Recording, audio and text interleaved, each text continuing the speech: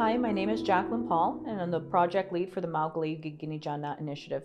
You're going to be hearing from my colleagues Elizabeth Burton, policy analyst, and Heather McNeil, our legal advisor.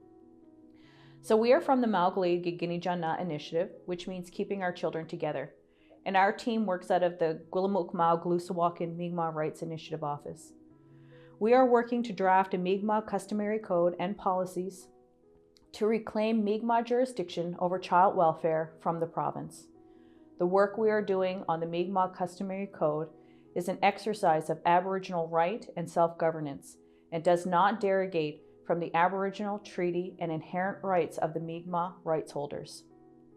The Mi'kmaq Customary Code and policies will also remain in draft form until they are ratified and can be changed based on the feedback we receive from our stakeholders. So today we're going to be talking about the Kiju Lodge. The Kiju Lodge is intended to be an oversight, accountability, and advocacy organization independent from the agency.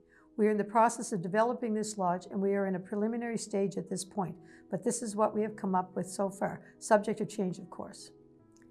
The Kiju Lodge would provide oversight of cultural connection for Mi'kmaq children, families, and carers involved with the agency.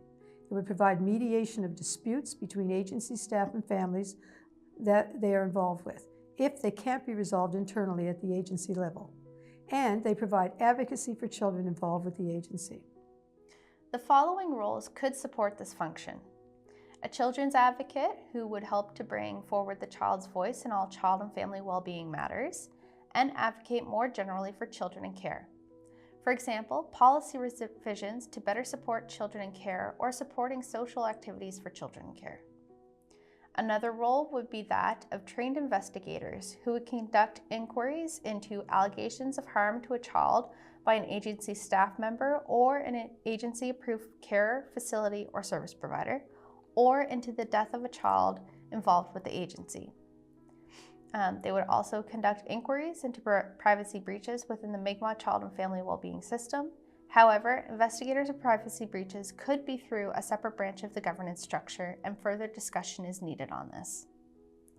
Another role for the Kiju Lodge would be to establish committees comprised of child caring experts, elders, and community members to hear appeals of applications that were denied or revoked for customary, kinship, or foster carers, or for an adopting parent, and to hear appeals of applications that were denied or revoked for third-party organizations or service providers contracted by the agency to provide child and family well-being services to Mi'kmaq children, families, and carers involved with the agency. A further role would be for elders or grandparents who may be involved in the committees I just mentioned, or to provide support during dispute resolution between Mi'kmaq families and agency staff, or to support decision-making post-inquiry in consultation with investigators.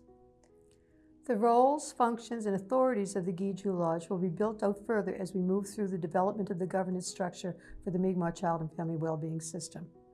Thank you for listening. We hope you keep an eye out on our social media and YouTube pages for our very next video on the MCASE Electronic Case Management System. Thanks. Thank you.